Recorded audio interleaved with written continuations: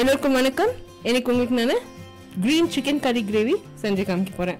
இது ஒரு பிரமாதமான ரெசிபிங்க. இந்த கிரேவி ஒரு நொடியில் தயாராகிடும். இதை நீங்கள் பூரியோட சர்வ் பண்ணிங்கன்னா ரொம்பவே சூப்பராக இருக்கும்.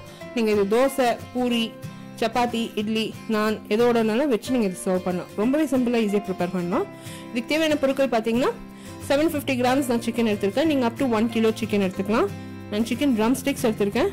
நீங்கள் சிக்கன் ட்ரம் ஸ்டிக்ஸ் எடுக்க தேவையில்லை. You do not buy this. நீங்கள் வந்து ரெகுலர் கறி கட் சிக்கன் எடுத்துக்கலாம். Or you can use boneless chicken.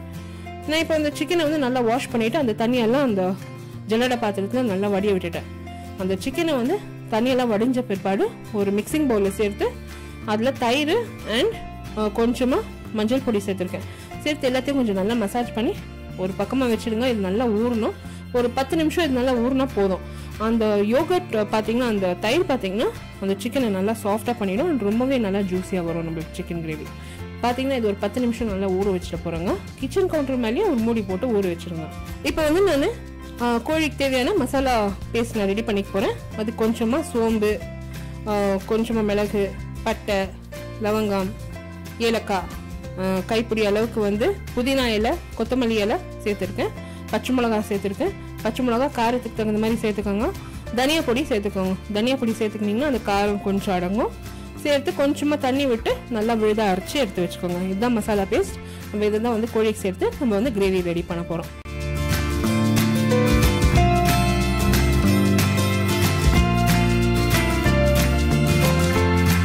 இப்போ பார்த்தீங்கன்னா ஒரு கடாயை வந்து மீடியம் ஃப்ளேமில் வச்சுருக்கேன். 2 டேபிள் ஸ்பூன் நெய், 2 டேபிள் ஸ்பூன் எண்ணெய் விட்டுருக்கேன். இஞ்சி பூண்டு விழுது சேர்த்து நல்லா அதை ஃப்ரை பண்ணிட போகிறேன். அந்த இஞ்சி பூண்டுலேருந்து பச்சை வடைலாம் போகணும். அது வரைக்கும் கொஞ்சம் நல்லா ஃப்ரை பண்ணிவிடுங்க. அந்த இஞ்சி பூண்டுலேயே வந்து இந்த செஞ்சு வச்சுருக்க மசாலா பேஸ்ட்டும் சேர்த்து நல்லா ஃப்ரை பண்ண போகிறேங்க. அந்த மசாலா பேஸ்ட்டு, இஞ்சி பூண்டு எல்லாம் கொஞ்சம் நல்லா ஃப்ரை பண்ணிவிடுங்க. பச்சை வடைலாம் நல்லா போகணும். அந்த பச்சை வாசனை நல்லா போன பிற்பாடு பார்த்தீங்கன்னா மேலே நல்லா அந்த நெய் அந்த எண்ணெய் வந்து மேலே மிதந்து வரும். அந்த நேரத்துக்கு வந்து நம்ம இந்த கோழி நம்ம ஊற வச்சுருக்கிறத வந்து இதில் சேர்த்து எல்லாத்தையும் கொஞ்சம் நல்லா ஃப்ரை பண்ணிடலாம்.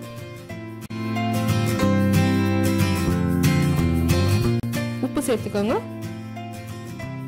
இப்போ இந்த கோழி வந்து ஒரு 2 minutes நல்லா ஃப்ரை பண்ணிடுங்க. அந்த மசாலாவில் அந்த கோழிலேருந்து நல்லா தண்ணியெல்லாம் விட்டு வரும். அப்போ அதை பார்த்து நம்ம வந்து தண்ணி சேர்த்துக்கலாம். ஒரு 2 minutes நல்லா ஃப்ரை பண்ணுறதுக்கு விட்டுடுங்க இந்த மசாலாவில்.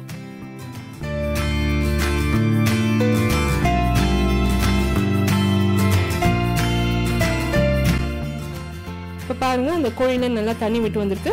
1 glass நான் வந்து தண்ணி சேர்த்துருக்கேன்.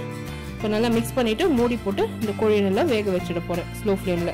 இந்த ரெசிபி இன் டீட்டெயில் பார்த்தீங்கன்னா என்னோட பிளாகில் இருக்குது. பிளாக்லேருந்து வந்து இந்த ரெசிபி நீங்கள் பிரிண்ட் அவுட் எடுக்கலாம்.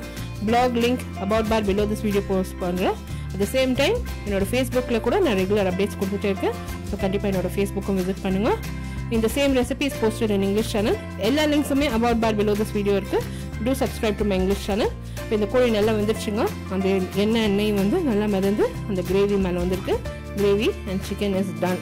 இப்போ நான் வந்து பூரியோட சர்வ் பண்ணியிருக்கேன். சூப்பராக இருந்ததுங்க.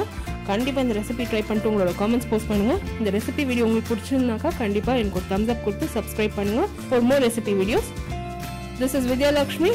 Until next time, thank you so much for watching. Bye bye.